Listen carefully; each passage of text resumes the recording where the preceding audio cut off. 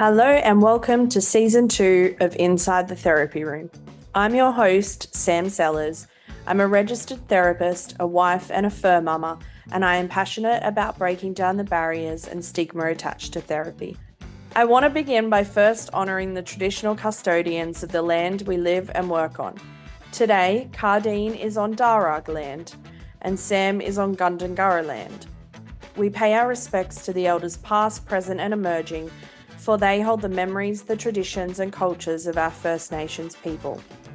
We must always remember that the land below our feet is, was and always will be Aboriginal land.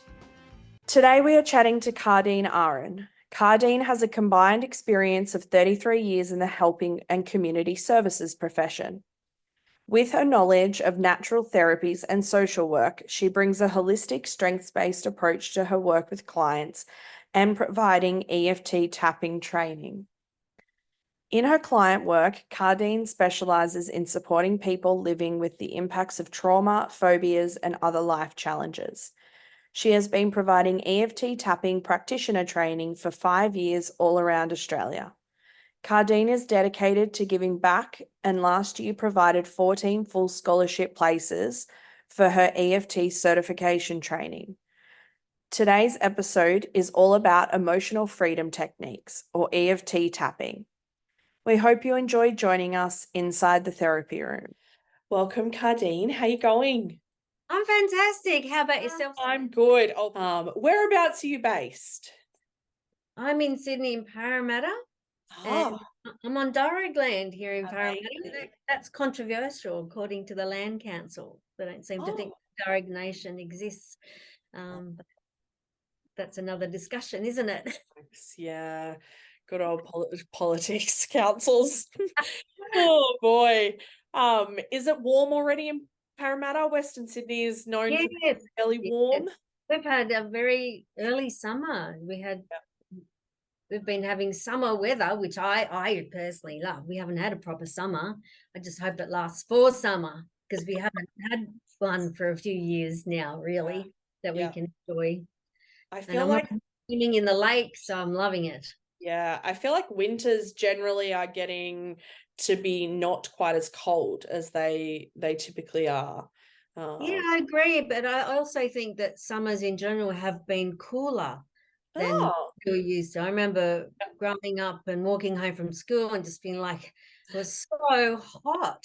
And you could reach a picnic a month ahead and be pretty sure it was going to be sunny. So I think our summers are actually cooler. Our winters warmer is how I experience it anyway, because I'm so warm focused. Like a water dragon.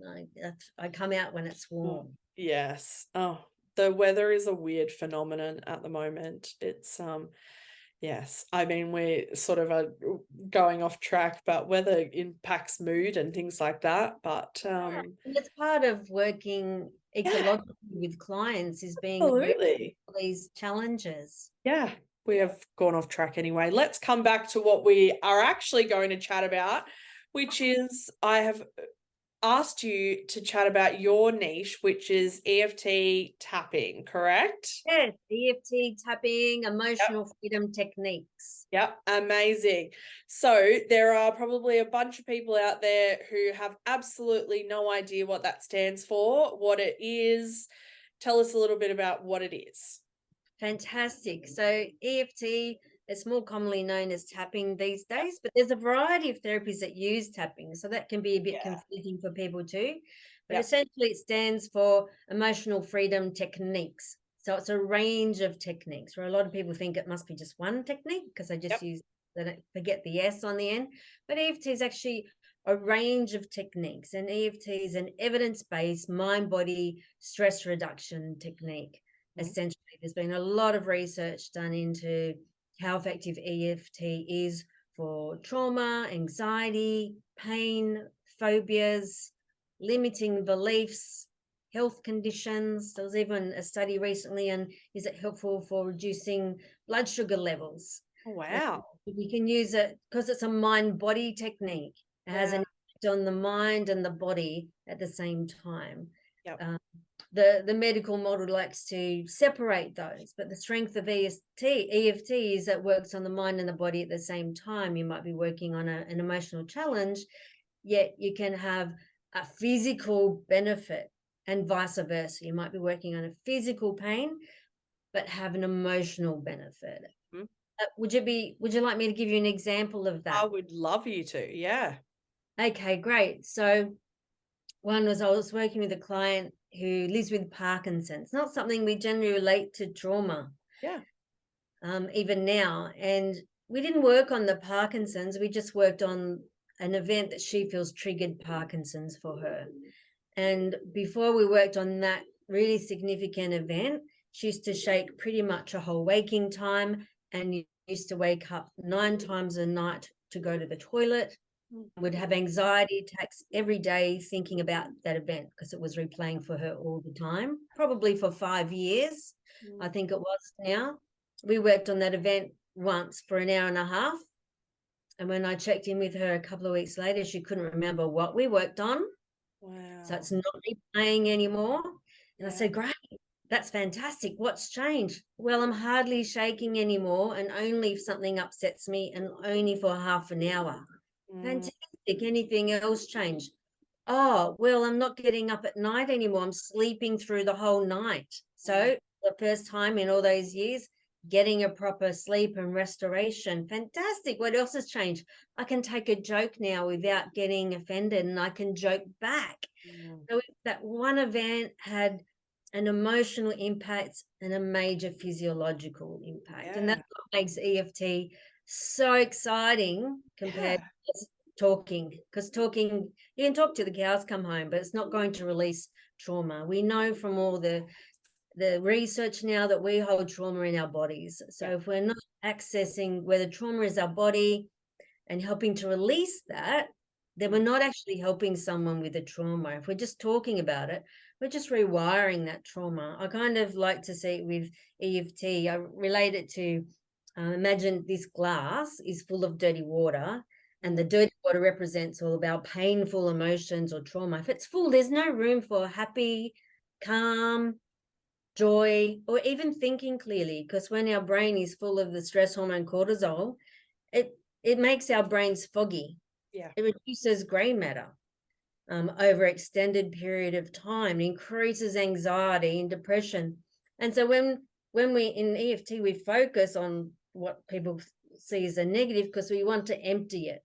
So then their glass now has room to naturally be happier, calmer, think more clearly, and get new insights from within them because we've emptied the dirty water. Does that make sense? Absolutely. Yeah. I think there is a real need, and it is happening much more now in terms of there is that need to move all therapeutic approaches in my opinion to a much more mind-body approach, to work somatically, to understand the physical sensations, the physiology around that connection to emotion. And I think that a modality that is not taking that into account, that is just working with the mind or just working with the emotion or even just working with the body, is not going to work in a holistic sense. You're not going to get the depth of growth and the depth of healing that you are going to get by being able to integrate all those aspects of our human experience. So I absolutely agree. And the benefit of EFT is it allows a fight or flight system to release its triggers to trauma. So that once you work on a specific trauma very thoroughly, that trauma is not going to be an issue for that person anymore. Even if they have to share the story for some reason down the track, they're not going to be triggered by sharing that story.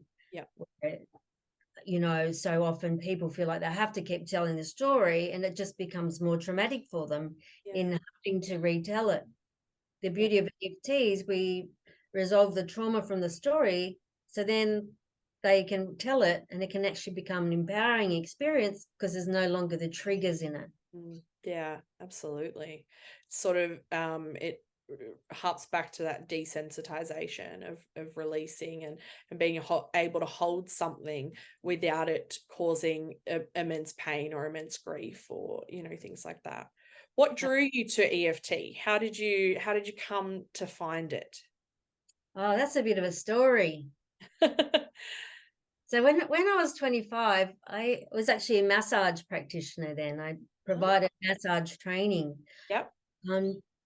But one day I was in the middle of doing a massage treatment. I think it was a neck massage, and I had a major anxiety attack. Mm. And within a month, I couldn't work anymore. If I did the dishes, I wouldn't be able to do anything else for the rest of the day. I had an emotional and physical collapse. Yeah. And I couldn't work anymore. I pretty much lost everything at that time. And I thought, well, I can't go from a 50-hour week to nothing and stay sane. Mm. So I enrolled for community services, welfare at TAFE. Mm-hmm. Took me twice as long. I'd fall asleep in class, but I still got distinctions at the end of it. And I thought, well, what's next? And some ridiculous person told me that uni was easier than TAFE. I don't know what they were thinking. And I knew I could get a year off at Sydney Uni. So I thought, oh, I'll give that a go. And I went from distinctions, which was the highest at TAFE and about now, to failing. Yeah. And I knew something was wrong with my brain because it would take 10 attempts to read a single sentence to make any sense of it. Mm. And my doctor didn't know what was going on. And, you know, it was very hard to get MRIs in those days. But once I came upon this study online, that was an MRI study comparing the brains of people with a healthy brain or healthy people to the brains of people living with fibromyalgia, which was one of my things on my diagnoses. And what they discovered is that with fibromyalgia, have a reduction of grey matter between 8 to 12% on average. And they theorized that that was because of high cortisol levels due to ongoing trauma. That's what they theorized. And that was a couple of decades ago now. Yeah. That they knew this, although some people like to deny this. And so it made me really curious about cortisol because nobody was talking about cortisol 10 years ago. Now everyone in our industry talks about cortisol, but 10 years ago, none of my lecturers knew about it at uni. So I went on a mission to lower my cortisol, and I found different strategies, and I ended up graduating from uni with first class honours after all that torture. Still took me twice as long, but I got there. And another day I was online searching and I popped this thing called EFT. I'm like, what's that? And I just knew I had to attend a training. And so I did. And by this time I'd been in years of counselling since my total collapse. And I remember at the training, because they're very practical, just like the training I offer now. And I worked on an event I thought I'd totally done in all those years of counselling. I had no emotions thinking about it until we started tapping. Yeah. And all these emotions came up. I felt like vomiting. The trainer had to get a bin in case I was going to vomit. Like I was that close to vomiting. I thought, wow, thought I'd done that one. And then the next day I was sitting in the sunlight and it just felt like all the cells in my body were starting to wake up. Mm. And it was the most amazing experience. I thought, wow, if this can do this for me, how can I use it with my clients as well as for me? Yeah, and it absolutely. changed my life. I mean, I had very severe complex PTSD and had that for years, as well as chronic fatigue and fibromyalgia, and it changed my life, EFT. And that's got me into being so passionate about it and eventually providing training in it. Yeah. I think one of the biggest things that is coming through as I'm having these conversations is that people have found their niche. It's been so organic and it's just happened so naturally that people have fallen into that space. And there is always an element of lived experience, always. Yeah. And I think that it's that beautiful combination of, you know, lived experience is needed, knowledge and theory is needed. The minute we can put those two things together, we've got a game-changing combo. So yeah, I love that. Absolutely, because I think clients pick up on that. And I know for me, people look me up and online, they read my website, they get to see a little bit of my story. And so a lot of people come because of my story. Yeah. Because they read it and like, oh, that person will be able to relate what I've gone through. Yeah. I'm going to go to her. And so it makes a difference when you have a lived experience and you share bits of that experience when it's appropriate. It actually helps to build connection with clients or students, whichever you're working with at the time. Absolutely. One of the biggest things that I, when I was looking for my therapist, which is a pretty niche area, I specialize in religious trauma. And so I was wanting someone who also specialized in that, which is a pretty niche area. I Yeah, I remember love that. thinking, I don't want to have to educate my therapist. I don't want my clients to have to educate me on things. And so I think that's what tends to be removed when there is that lived experience, when you know that the person you're sitting with has been through whatever it is. And I'm not going to have to educate them. I'm not going to have to try and, convince them that this is a real thing or that sort of thing. Yeah. So I think it's such a difference. yeah, absolutely it does. Yeah. And that topic is, diverse in itself. Like my dad, I only just met him for the first time a few months ago, but he used to get paid to do black magic, and he was a monk for a few decades and did spiritual warfare as part of being a monk. Yeah. Like people don't understand that. Yeah, absolutely. So it can be really hard to find the right person when you've had experiences which are a bit out of the norm. Yeah, absolutely. So when we think about EFT, who is this going to benefit? Who might seek out this type of therapy? Oh, look, it can benefit everybody, to be honest. Yep. If we all need to do just basic tapping on ourselves, or just tapping, even squeezing your fingers for 2 minutes is enough to reduce your cortisol and reduce your anxiety. So if you're reducing the stress hormones, then you're not getting excess flooding your system, which has an impact on your health, not just your mental health and well-being, but your physical well-being too. If we have too high cortisol, it can lead to a variety of health conditions like weight gain, autoimmune conditions, Cushing's syndrome, a whole variety of things. And also, what most people don't realize, it reduces your immune system markers. And so for everybody, it's a benefit. Even children can learn to do the basics of themselves.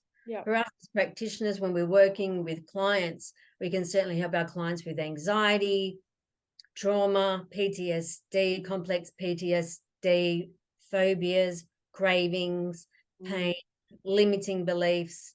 It's so flexible. And it doesn't matter what age. You can even use it if someone's unconscious because you can tap on them. And children can learn the basics. We can use it on ourselves.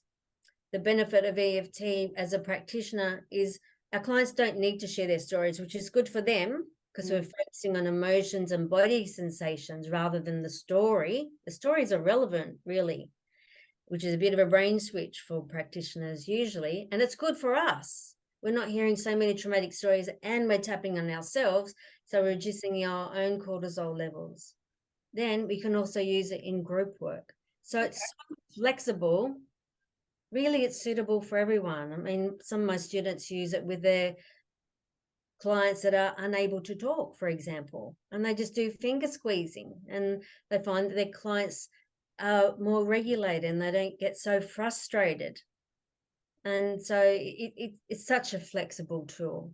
Yeah, I did sort of instantly go to the fact that it would be really helpful for that group of people in terms of those who are nonverbal, whether it be because of trauma or whether they're neurodivergent or there is a disability or something. But, to have a modality that lends to somebody who is nonverbal would be incredible. A lot of modalities it require speech and require talking. There are few and far between that don't fall into that category. So that's right. And even sometimes people don't want to talk about what's going on or what's happened, and that's really scary. So with EFT, we could start off with drawing and tapping. So drawing, thinking about what's happened, and then tapping on that without any words.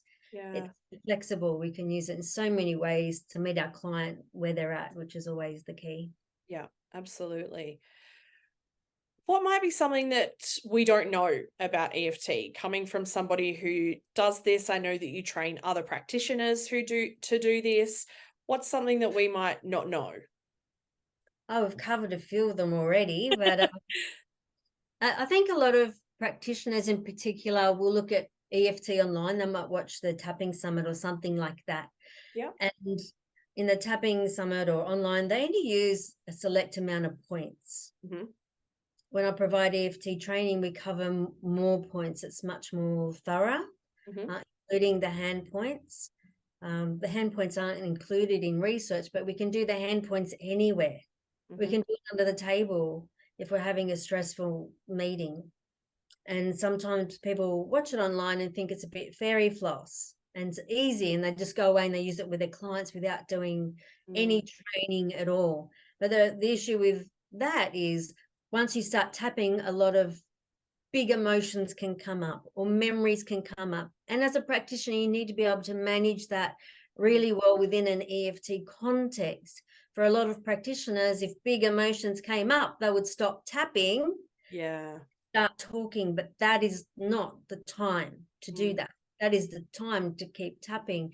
So there's a big disservice happening when practitioners think, oh yeah, I can do that with my clients, when they haven't actually attended a training. And that's what I really want people to know, that if you're going to use it with clients, client self-care, clients care, and our duty of care is number one. And don't do it unless you've attended a training and you know what to do when those emotions come up. I think that's so important. The other thing I'd love people to know is that in all the research, there's been no adverse effects shown for EFT. So it's quite a safe modality. The only time that it's not is when practitioners aren't meeting clients where they're at and they're pushing, or they're not working from a surface level and then working down into trauma. If they're just going from one big trauma to another, of course, that's not good practice in any modality. And so, but as a technique in itself, it's very safe, it's very gentle, and it allows all the changes come from within the client. So as practitioners, we don't need to make the changes happen. We just need to focus on emptying the dirty water. We empty the dirty water, the brain starts to reduce the cortisol and it gets its own insights and starts to think differently. So we don't need to make those cognitive shifts happen, because they happen in the background, which is really exciting. And I think that's more empowering because it's the client. Yeah, empowering was the word that came to my mind, in the sense of that, that client autonomy, that strengths-based point of view that we often want to instill in our clients, to be able to make those shifts, make those changes, have those revelations and releases, but for that to be done in an empowering way and not in a disempowering. That's where EFT excels. We're using the client's exact words. We're not reframing at all. We need to use their exact words for it to land. When insights come up, we don't make them happen, but we can use our knowledge to support the client to make more meaning and sense of those things when they come up. And that's really exciting. When you see I just get excited all the time. With the results I see all the time. I love the move that's happening in regards to different modalities and approaches, that is moving out of the medical model of wanting to fix somebody, and moving out of that into a stance of understanding and knowledge and awareness that, we are not a toy that needs fixing. We are human, and I think being able to move from that medical model of brokenness and fixing and diagnostic into one that is about understanding and compassion and awareness, I think is always going to lend to a more holistic type of healing, so to speak. Yeah, absolutely. Yeah. Totally there. So I guess if we think about, the podcast is called Inside the Therapy Room. What is somebody going, if they walk into your room, do you work physically, virtually, both? These days I just work online because Yep. it's easier for Amazing. It's so everybody. convenient, isn't it? Even my training is all online. Yeah. Most now. I still have some in-person training, but most of it's online now. And Yeah. it's great because people develop skills for working online. Yeah, absolutely. So if somebody lands themselves in your virtual therapy room, what are they going to expect? Is there something unique that happens? We use the word a lot at the moment, which is tapping, but what does that actually look like for somebody who has absolutely no idea about this or who is not in the therapy world? Oh, great question. So generally a first session will be very educational about what is EFT. I'll be Yep. explaining what EFT is, and the answer to that will depend on who I'm talking to. Yeah. And whether they're a therapist or not a therapist, for example. And I'll be teaching them the basics that they can use themselves to do at home in relation to what they've come to work on. So we'll be very first surface level. Yep. By the time they leave the first session, they'll be able to do some basics at home in between our sessions to start reducing their own anxiety or anger or whatever's happening for them. So from that first session, they're going away with something to use for life. Yep. And each session I set it up and I let the clients know today we're going to do this particular technique, and this is what this technique looks like. Mm-hmm. And so every session is set up for the client. Every technique is explained to the client before we do it. I also let clients know that they don't need to share their stories when they're with me, because clients are used to having to share their stories. And so I make it really clear from the first session, with me, it's going to be a little bit different because we're going to use your exact words and you don't have to share stories with me. We're just going to focus on your emotions and your physical sensations. We'll use a variety of techniques. But in EFT, there's only one technique where we ask a client to share the story, but we would have done a lot of work to prepare for that. And it's not like tapping and talking. It's very systematic because anytime there's an emotional spike, we would be pausing at that moment and seeing if there's anything happening physically or emotionally. We would tap on that until the level of discomfort is gone or very low at that point of the story. And so it's very different to just talking about it. In that instance, we're removing the trauma from each little part of that story, but we would never do that on a first session. Yeah. So when we sort of use the term tapping, what does that entail? Yes. So with EFT, it's a bit different because, yes, we talk, but we're also going to tap on specific meridian points.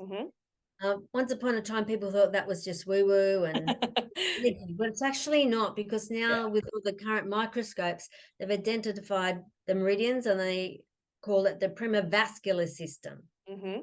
Ones are like our veins and arteries, and they can see it now with our modern technology. And so we tap on specific points in our meridians and allows that stress or trigger to relax. That's why it sends it allows the fight or flight system to know that it's safe while thinking about that thing that's been upsetting. And so it's really quite simple. People can learn to do the very basics, but then as practitioner, we have more advanced techniques. Typically, when we do EFT, we do what's called a setup statement, and that has two parts to it. The first part is acknowledging, or I like to say honoring the problem, because often we don't, what we're going to work on. And the second part is a self-affirmation. So effectively it says, even though this shitty thing happened to me and that makes me really upset, I still like myself as a person. Yeah. So it's not affirming what's happened to us, but it's affirming that I'm not that. Yeah. I'm separate to that. And I actually like who I am, or that I'm even just doing the best that I can. And then after we do a setup statement, we'd be tapping through the different points to empty that dirty water using reminder words and phrases that our clients have used while tapping on the specific points in our head, our chests, our underarms, and fingers. I use fingers. Not everyone does, but I do. So, Okay.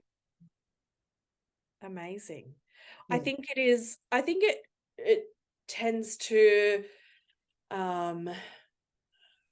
I wonder if practitioners tend to have a struggle with it because it does rely less on the practitioner almost. And I think that, you know, could make some people feel a little uncomfy.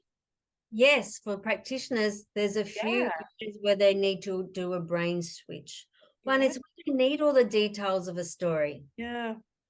And people are used to pulling it apart, making meaning. Well, we don't need to do that. And it's actually none of our business. Mm, You need to release the trauma from the story. yeah. So that's a huge brain switch for a lot of practitioners. And I say to them, is the curiosity about the client or is it about you? Mm, So we're programmed as practitioners to be curious, which is not a bad thing. But if that curiosity actually starts to reaffirm that wiring in the brain around that trauma, it's not helpful. What's yeah. helpful is allowing the whole system to release the trauma from the body. Yeah. And so what Absolutely. are we focusing on? It's also a shift to use the client's words rather than reframing. Yeah. That's really hard for practitioners. It's also hard to focus on what people think is the negative, which is what's going on for the client, and not rushing to the positives. Yeah. Absolutely. There's so much now about, we've got to think positive. Mm-hmm.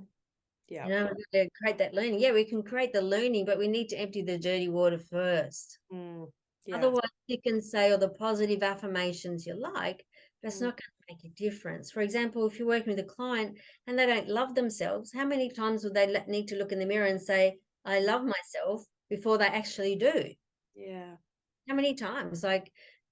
But with EFT, we can work on all the reasons why they don't Mm, and actually get results. yeah. There's a lot of brain switches for practitioners when they're learning EFT. And Mm, sometimes it's simpler, easier for people who aren't practitioners to come yeah. for that reason, because they don't have to do that brain switch. But the beauty Yeah. is, once they get used to that, then the practitioners find that they can combine EFT with their other skills very easily. Mm. I would imagine that it could almost be used adjacent to other modalities as a self-soothing approach and things like that in other trauma modalities or sort of, you know, mind body approaches, that it could be used adjacent if somebody is, you know, wanting to talk and needing, you know, we know that there is a real part of healing from trauma in owning and being able to verbalize and tell your story. But I would imagine that the tapping could be used adjacent to that as well as a standalone, as a sort of a Yeah, we self-soothing. need to be able to create space for the Yeah, client to have, who might not have shared what's happened, and it's really empowering for them to be able to share. yeah, Then we absolutely. can use EFT as part of that. We can even do some tapping on ourselves while the client is talking. They can do tapping and talking, so that they're starting to reduce the cortisol already around that thing. Mm, And so it melds together. But with a whole variety of therapeutic tools, you can combine tapping and make them more effective together. It's yeah, highly possible that way. yeah. I love things that don't need to be standalone. I love things that can be integrated, because I think that that's when a client gets the best in their therapeutic journey, is when they have a practitioner who integrates different things so that it's the best path, the best experience, and the most beneficial for them, not a cookie cutter sort of approach. I love an integrated approach to Yes, and the beauty is EFT we could do just for 5 minutes if strong emotions come up during a session, or we can use it for a whole session. yeah, We yeah. can also use it in group work. So for those of us who provide groups as Mm, therapeutic groups, we can use it within a group setting as well, really effectively. In fact, some of the research shows that when we use EFT in a group, we get an even bigger reduction in cortisol. Yeah, I was actually just thinking, I love group work. I think group work in general can be incredibly powerful. And I think that there is just that shared experience, particularly if you are in a group with other people who have gone through similar experiences to you. That collective experience is powerful. So I was thinking I could imagine it would be sort of exponentially Yes, because in when group setting. when groups tap together, they connect together. Mm, If you look at the research, say for children in classrooms, yeah, to draw upon that, if someone is a bit disruptive, instead of getting into trouble, the whole class taps. And yeah. so the whole class have a reduction in their stress levels. Mm, Because the cortisol comes down, they're able to learn more. And so their marks improve and how they do at school improves. But also, interesting, bullying goes down because they're not taking their frustrations out on each other. yeah. And it's, if you're, depending on how it's facilitated, they bounce off each other. And so they're connecting with each other. Mm. Sense of camaraderie would come adjacent to that. Yeah, That's right. absolutely. And that's where when practitioners, whether they're mental health or wellbeing practitioners, come to the training, many of them have attended training online before and thought, oh, I never get connection online. But that's where it's very different when Mm, you're EFT, because everybody's off mute instead of on mute.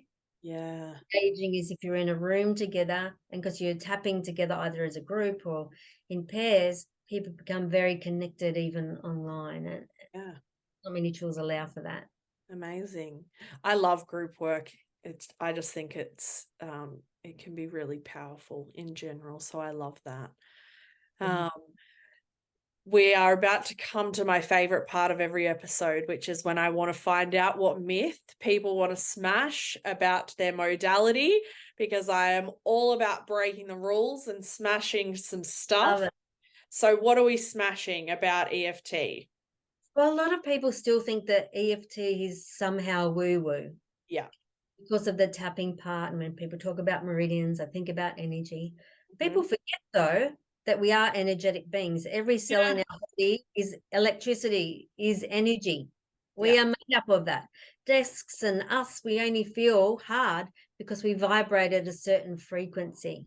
Mm, But somehow people don't connect that with science. But that yeah. is solid science, is that we are energy. Mm, So some people think it's woo-woo because of the tapping part. mm, Yet if we look at the research, if we do the words without the tapping, there's no reduction in cortisol. If we do the tapping on the points with 0 words, there's still a reduction in cortisol. So the mm, tapping part is actually the vital part. And yeah. there's been hundreds of papers written on EFT now showing the benefits of EFT and how effective it is. So it's absolutely evidence-based, and Yeah. it's not woo-woo. Just because someone doesn't understand it, Mm, then it's not to decide that it's woo-woo. People only need to look at the research. I remember once speaking to he was a researcher that focused on ears and hearing, and he basically said, "Oh, that's rubbish." I said, and he said, "Oh, I'm really skeptical of some things." And I said, yeah. "Well, if you're a true skeptic, you need to be skeptical of your own skepticism. Absolutely. Because are you looking at all the information available to you Yeah. before you make that decision, or are you just making an emotional decision Mm, based on your own programming?" mm, And he went away, to his credit, went and looked at the research and came back and apologized. yeah. But generally, when people say it's woo-woo, they haven't looked at the actual research. Yeah. Yeah. I tend to find that if somebody is resistant immediately to something for whatever reason, I find that it tends to either come from um just a lack of effort, I guess, just a lack of effort in even understanding it, or just complete ignorance and arrogance and thinking that your way is the right way. Whereas I find that if somebody says to me, I'm skeptical, I've had clients say to me, I'm skeptical about therapy, and I go, great, because that means that you're open to seeing different perspectives. It means you're not, skepticism is much better than resistance. Skepticism is openness. It's trying to see things from different perspectives, different points of view, to sort of understand it. And so skepticism is not the enemy. No. That makes that It's very different to just having a closed mind. yeah, absolutely. Yeah. Skepticism is not narrow-mindedness. I think they're two different things. They are often confused. Yes, absolutely. Yeah. I think it's really interesting because, we things like massage and that sort of thing, which are all based around touch, it's very well researched. There is whole industries around it, in that massage is incredibly therapeutic. So I find it interesting that we would think anything other than the fact that, of course, any form of touch, particularly repetitive touch, is going to have an impact on your emotional, your mental state as well. So I think there's also the other issue of certain modalities being seen as the gold standard. oh yes. And either practitioners or the industry or people higher up holding on to that, rather than keeping up with the current research that demonstrates that not just EFT, but a whole variety of other modalities are actually better than what they're saying is the gold standard. Yeah. And they really do a disservice by not allowing public free access to these other modalities like EFT that have far more effective results. So there was one study that compared EFT to CBT for post-traumatic stress disorder. EFT got the results in 2 months. That CBT took 6 months in a 12-month review period. The group at CBT had gone backwards. The group who received EFT had stayed the same or had even improved. Yeah. I mean, you are preaching to the choir with me in regards to CBT. It certainly has its place. Don't get me wrong. There are certain things and certain people that can benefit from CBT. I certainly don't ascribe to the notion that CBT does absolutely anything for trauma. But I think there is that need to broaden the scope. I don't think in the therapy world there should be a gold standard of anything, because everybody is different, everybody is unique. Every person could, not everybody who goes to war comes out with the exact same, responses, the exact same experiences. Not everybody who goes to war comes back with PTSD, and so we know that the same experience doesn't equal the same outcome. And so, we should never, I don't think, when we are dealing with humans and a holistic mind, body, spirit, soul, behavior approach, there should be ever a gold standard, because I think that ascribes to that cookie cutter notion that one size fits all. And I think we know that that's rubbish most of the time. Totally rubbish. And that's why it's important for us to have a variety of tools. Even me, I don't specialize in EFT, but I have a variety of tools in my toolkit to use with people. Absolutely. I think that that's needed. I love getting away from a one size fits all approach. I think that's crap, to be honest. I think it's too. I think it's crap. Yeah.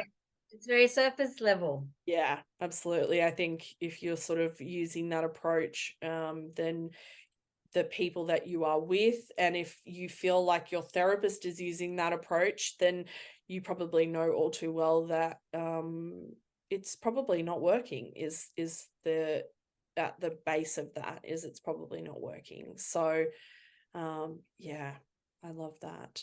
It has been wonderful chatting. It's And been to great. you, it's been I great love to meet you. this. I love hearing about things that are not mainstream, because I think the more we can involve what would be considered alternative approaches, I think the more we get to the heart of dealing with a human as a whole, and not as their brain or their heart or just their body. And I think the more that we can do that, the more the people that we work with are going to get the benefit, and the more we get the benefit when we seek out those as well. So I think Totally. it's amazing. And the less vicarious trauma that Ah, we develop in general as yeah, practitioners when we use mind-body techniques yeah, ourselves. absolutely. And I am all for that. I am all for less vicarious trauma. I'll Uh, actually be speaking at the Australian Counselling Association conference this weekend about that, yeah, about using EFT for practitioner resilience and workplace connection. yeah, I love that. I think the oh gosh, the burnout and compassion fatigue that it would reduce. I think even just that alone would make a world of difference to people. And that's not therapy specific. Compassion fatigue happens in any helping profession, nurses, doctors, all sorts of things. So the more we can reduce the impact of anybody in a helping profession, I think the better outcomes we get, and the better we feel about pouring so much of ourselves into other people. So I agree. I agree. There's been a few studies actually done with nurses and their vicarious trauma around yeah, EFT, which is really exciting. I'd love to see that for counsellors and social absolutely. psychologists. I'd love to see. Yeah, absolutely. Well, thank you so Yeah. much. It has been great. I hope I will pop all the links and stuff in the description for people to find you, to find more about EFT, and if there are practitioners out there who want to train in it. It is sitting in my training tab I have a million tabs open in my computer browser, and a good half of them are all of the trainings that I want to do, and yours is sitting in there. So it is, I hope more people are drawn to things that are off the beaten path, so to speak. That's what I hope. Where the exciting stuff is. Yeah. Yeah. Where the cutting edge stuff is. Yeah. And I think we're very focused on what's evidence-based, but every modality has to start from somewhere. Absolutely. Yeah. I mean, and we read gold standard books like The Body Keeps the Score and things like that by Bessel van der Kolk, and we know that everything starts somewhere. There was once upon a time there was no language for PTSD. And so everything has got to start somewhere. And if we don't research it, we don't understand it, we don't learn about it, then it can't become something that is evidence-based, like the big modalities that we hear about. So yeah, everything. Thank you so much for having me. Oh, thank you. It's been great. I hope even just one person, I mean, the goal of these podcasts, the heart of what I wanted is for people to land in the physical or the virtual rooms of the people who are going to be able to best support them. And so I hope that that happens in regards to things like this that are not always widely talked about. So that's my hope. Thank you so much. Thank you. It's been wonderful. We hope you enjoyed joining us inside the therapy room. Thanks for listening.